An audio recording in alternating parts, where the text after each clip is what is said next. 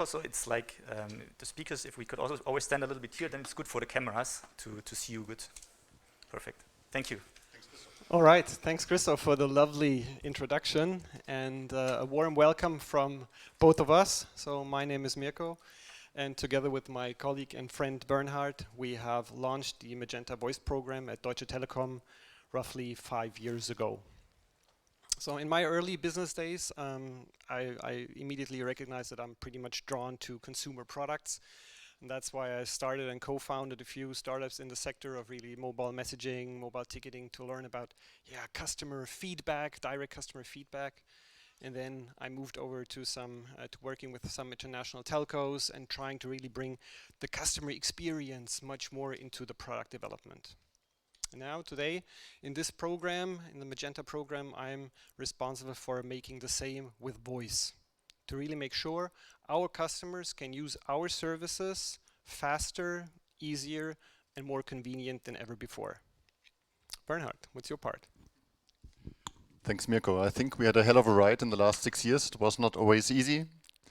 Like it is with innovations. I'm in an innovation area of Deutsche Telekom now 15 years, always working on digital products.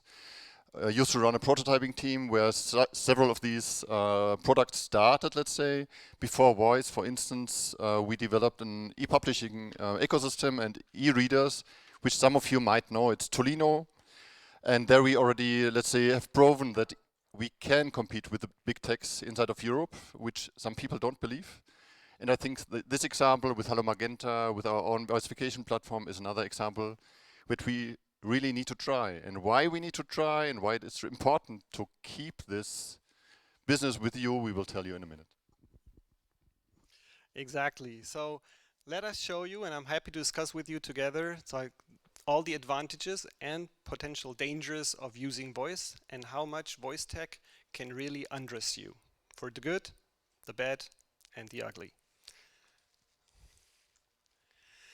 So I think you all agree that over the last years we could see that voice assistants really emerge in the market and they have become ubiquitous in our everyday lives. So I would say that all of you carry at least one voice assistant in your pockets, and whether it's Siri or the Google Assistant, it's always there. But not only in your pocket, it's also in your homes. So most likely you have a smart TV that is either powered by Bixby or compatible to Alexa or running on Google or whatsoever. And for the most advanced guys of you who really want to live on the edge and have the latest stuff in tech, you might have already connected devices like washing machines or even fridges that can look inside them and see, okay, whatever food is left and what you could do for cooking lunch. So we can really see that voice can offer a lot and can bring much. And we're just starting. I mean, take a look back. Alexa was just launched in 2014, so just 7 years ago.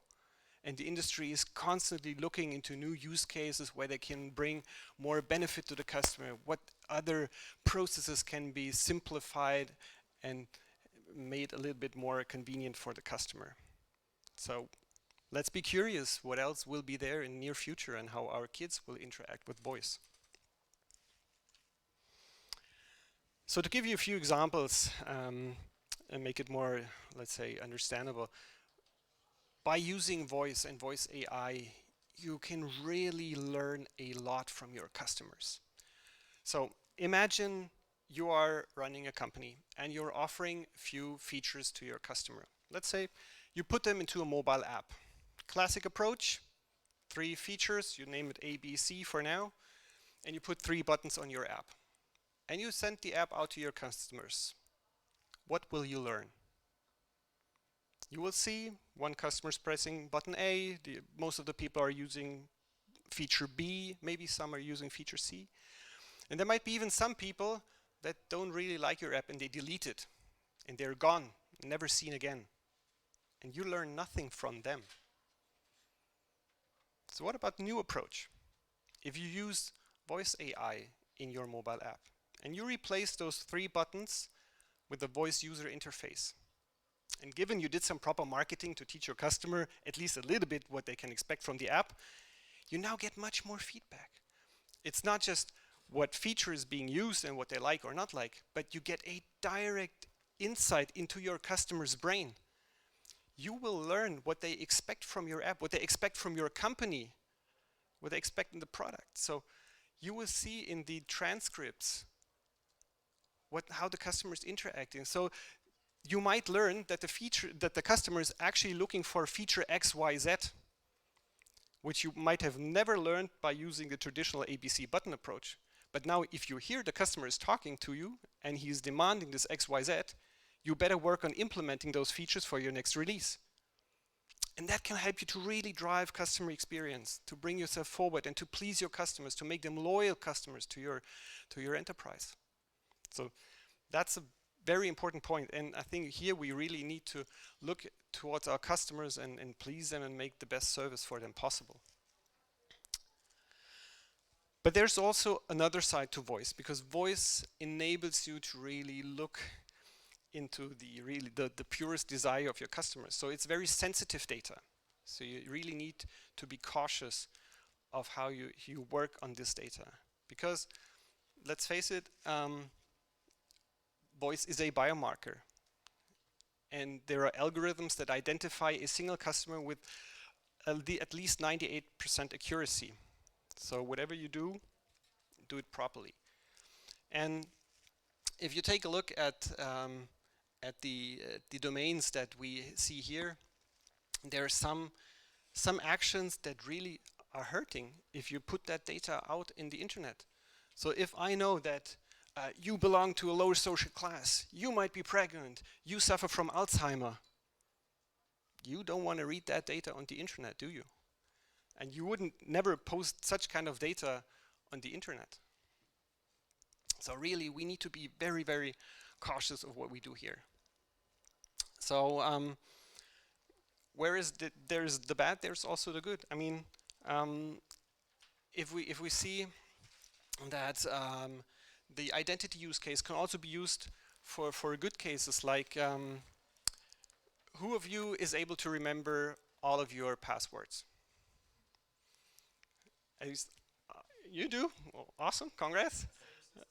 So at least okay, well, that's a good one. I mean, I have roughly 300 passwords in my password tool, and nowadays passwords are required to be much more complex, non-pronounceable, so it really hurts to learn them by heart. So wouldn't it be cool if I can use voice tech and just reading a passphrase on a screen and identify myself to my most prominent tools using my voice? That's easy, that's convenient. And I mean, also us sitting here, now most of you without any mask, that's cool, but nevertheless, if we step outside, we need to be very cautious. We need to protect ourselves and others from the COVID situation. And we can do that by putting a stick up into our nose and do this nasty COVID test. At least I'm not a big fan of that, but we need to do it. And unfortunately also in Germany, it's no longer for free, so we need to pay 20 bucks at least to do this test. So wouldn't it be cool if we can analyze our COVID status just by speaking into a microphone and analyzing that? There are already some algorithms that can tell whatever disease you're suffering from. So, and that's just research that has been there now, so we are really progressing on that area on a daily basis. And there's also the, let's say, more traditional B2B use cases. So imagine again, you're running a company, you have your customers, and customers keep calling service centers all the time. Whether they have questions, compliments, or they just want to talk to someone. So you need to provide some staff and some connection to call those service centers. But if you ask your customers, they will never bother about your opening hours. They want to call you when they want to. And in the best case, they also want to talk to you in their mother tongue. So if you want to comply with that, you need to hire a hell lot of people to make that work. So that is an expensive ride. But there's a solution to that. I've heard in earlier talks also today that some of you already use voice bots. And voice bots are cool, they work. I don't know who of you still remembers ANSI bulletin board systems out of the 90s. Just curious. Where you needed to dial in with the modem. No? Well, there's at least one, two, maybe. Okay. Yeah, BTX is something in Germany, something very similar. So I remember running a bulletin board system with a friend of mine, like it's now 26 years ago. And there is a small and tiny app called co-sysop. The sysop was regularly the one guy who was operating the bulletin board system, and the co-sysop was the first AI bot that was offered there. Public domain for free for everyone. And we had people calling in, dialing in with their modems, and by that time it was really expensive. And they were calling in and starting talking to the sysop because none of us had the time to take that call and that chat request. And they were talking to the sysop for like 10 minutes until they recognized this is a machine, this is not human. And that was 25 years ago. So today, voice bots have really progressed a lot, and they can serve most of our customers' requests, and they can do a great deal of good at this point. But some customers, they will really detect that very early, or they might be that mad that a voice bot still has issues in serving them properly. Because there's one thing that voice bots still somewhat lack, in contrast to a human agent, and that is empathy. So there, humans are still better, luckily. So for those customers who are really angry, who are mad, if we don't treat them properly, we might lose them. So what can we do? And there's also a workaround for that, because voice also gives you the domain of sentiment analysis.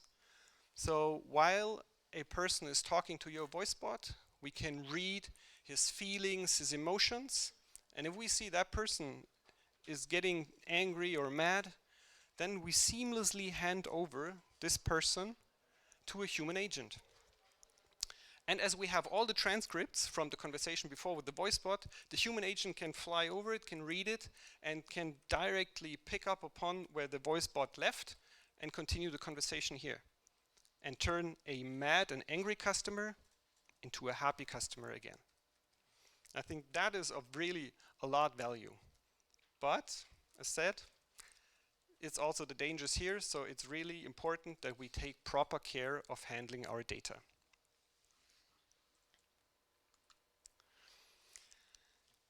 Because voice data is really becoming the next oil. If you don't take proper care of your data, someone else will take it and market it. And we know from analysts that there are already forecasts that tell that by just 2025, the voice and speech recognition market will be worth almost $30 billion. So you can be sure everybody out there will try to get as much voice data as they can. So we're here today to tell you that we really must make sure that we do not lose control over our voice data. So therefore, we need to talk about protection.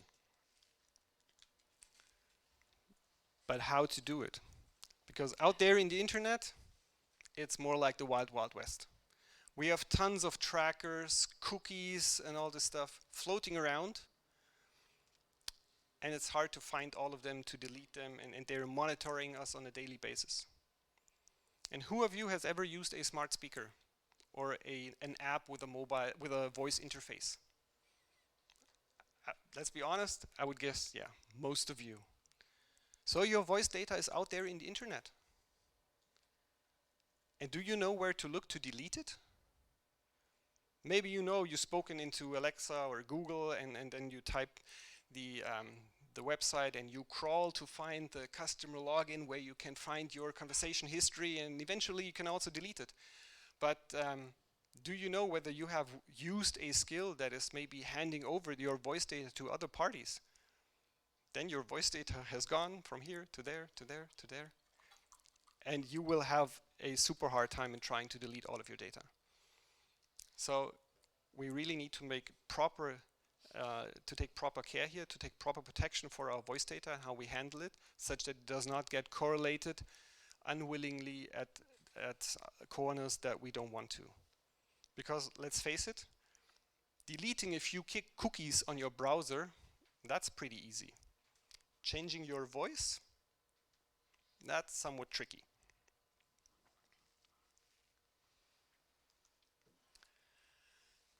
So what do we do? How do we continue? Is there some guidelines, some procedure, anything that we can grab to solve this dangers of using voice data? I really want to stress this. It's not that using voice tech is bad. It enables a lot of use cases. I hope I've shown that to you. But it's just that we really need to make sure that we use the data wisely and we protect it properly. And probably a few years ago, everybody was running around like, let's do GDPR and we're all good. Cool story, but GDPR is not enough. Because even if your vendor is GDPR compliant, they might still have access to your data.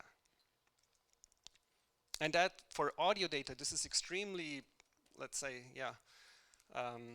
difficult, because the audio data contains so much information, like I've shown you before, like for instance, from your health status. So it is of utmost importance that this voice data that you put into one source where you interact is not correlated with another source somewhere else. Because then you might really get transparent. And your customers will hate that and they will leave your business.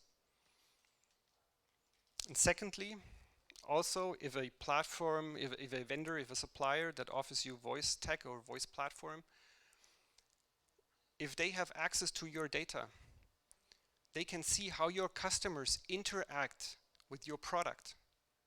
So they learn what customers like in using your product, what they dislike. And they can start building the same product. They can even build a better product if they have a faster development team, a bigger team, more money, more funds. And then your vendor becomes a competitor. So here we really need to make sure, again and again, that we properly secure our data. And one way to do that, Bernhard will show you now.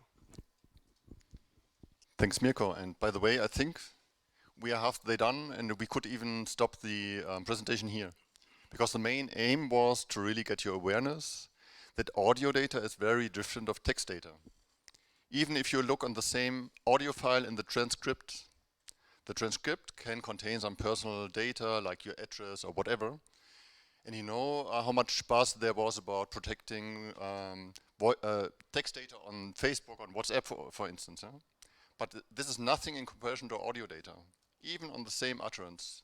As Mirko just explained, it contains information if you have cancer, of your social status. I can't repeat this often enough, and this is not fantasy, it's not clickbait. It's at the moment state of the art of the research of MIT. They had a look on, I think, 1,000 users and utterances, and they could discover all these insights. So it's really, it's there. Yeah? It's not productized at the moment. I wait a year and you can have a product for that. Yeah? So what's the solution? I strongly believe it's data sovereignty. Yeah? It's part of the GDPR, I know, but the GDPR does not necessarily protect this enough. Yeah? So you really need to make sure that you keep control of your data, especially on your audio data. That's absolutely key. What does this mean? I mean, first of all, please ask the explicit permission of your customers. This is the first thing. Yeah? You need to be 100% transparent, and people need to know what they are permitting here and what not. And then, of course, you need to grant right to access to this data, to every data, and right to deletion. I mean, I guess most of you know, but to do this is not as easy as you might think. Yeah? You don't need only to delete the utterances if the customer wants. You need to also make sure that your ASR data is deleted. Can you do this today? I guess many of you not. But you are obliged. It's law. You need to delete every data point, and especially the audio data. And therefore, it's really, really important that you ask for the permission and really make sure that you control also this data. Secondly, protect the audio data as good as you can. Think twice before you hand it over to any supplier, and let them even annotate this data. You know how much discussion there was about annotations in the press of Alexa, Google, whatnot. I mean, everybody has these challenges, but it's really important that only very limited people can have access to these private data, this very, very private data, and that you control it, keep it under control.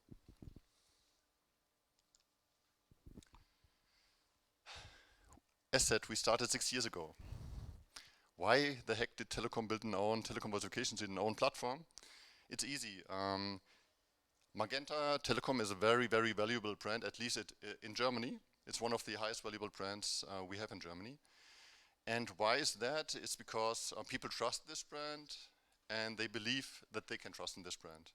So if we build a voice assistant and we would harm this customer data, we could stop our business. I mean, it would even impact our stock immediately. So for us, it was of utmost importance if we go in this direction that we build it ourselves and not only to protect our customer, but also to protect our business. Because as Mirko said, if we hand over these insights, the customer insights to our competition, we can close our business and leave the customer directly to our competition. And I'm sure, I mean, I heard of very strong brands today that you have similar issues and that you might have similar competitors than we. And at the moment you're cooperating with them, but we all know it's a competition and we do the same, that's clear. The only thing which is important, keep it under control. Yeah? Don't lose control. So what did we do? We have a best of breed, let's say, voice platform where we integrate components from suppliers, and we have a very open voice pipeline where we can adapt any of your components which you have in place already. So it's out of the box there, but we can also integrate your stuff. Of course, we process all the data in Germany, or at least in Europe. Nothing leaves Europe, which is not for granted today. Not everybody can do that. And on top of that, we put a hell of effort in making the annotation process for the voice data, for the audio data, and even for the conversational data. Very, very easy, and it's very, very fine granular who gets access and who not. I haven't seen any other solution providing this. Usually the annotation process is very, very intransparent. Yeah, and the good thing is, we did it for ourselves and we provide it to everybody. So with the Telekom Verification Suite, you can very easily build your own solutions if you want. We can support you, or you can do it individually yourself. And by doing so, you can keep control of your touch points, no matter if it's devices, any device, if it's a mobile app, or if it's a voice bot, and you want to connect the bot to a telephone line. You can control your touch point and you don't leave it to your competition. Most importantly, we discussed it a lot today, it remains your data. Not even we need to have access to the data. It's your data and it's full your responsibility to do the annotations, to maintain it over the whole product lifecycle. It's your data and it stays your data. And by doing so, it will stay your customers, not ours. You have control about your business, about your use case, and also your customers. Yeah, and in the last 5 years, we did not only build this platform, but we, I think, launched quite a plenty of products for ourselves and also for others. If you look at this example, Orange launched a product in France like 3 years ago. They have millions of customers on the TV product. They launched smart speakers, 2 different smart speakers, and they have a fantastic customer satisfaction rate as well. And this is a good example where we, for instance, don't have access to any of those data.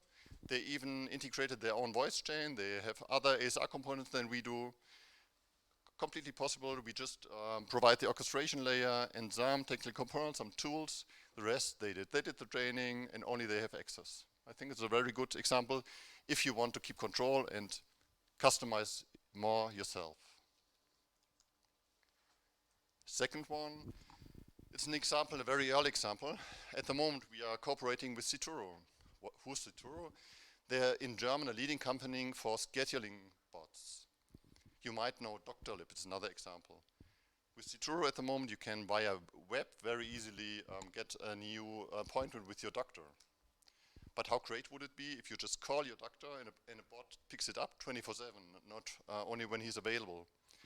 And soon we will launch together with Florian Heimel von Citoro a solution where you can give a call to your doctor, to your hairdresser, to your physiotherapist, whatnot, and 24/7 you are supported by a schedule. So this will come soon, and this is, by the way, an example where we built the whole solution. Also possible.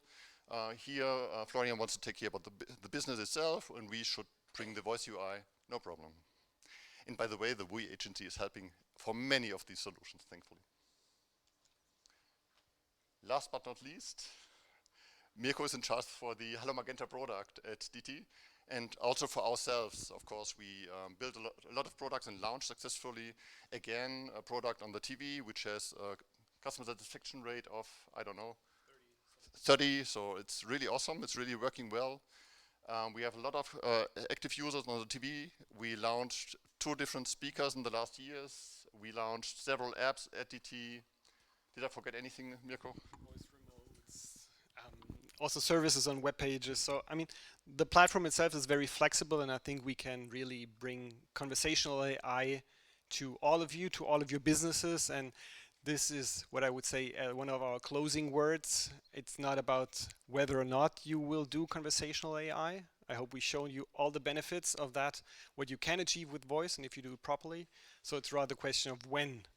And therefore, we would like to encourage you to start a discussion with us and with others, to really share your experiences, to come up with your questions, and let's see how we can really bring customer experience to a higher level and to really serve our customers in the best way possible. And therefore, feel free to approach us later today at the round tables that we have in a minute, or also on the web. Thank you so much.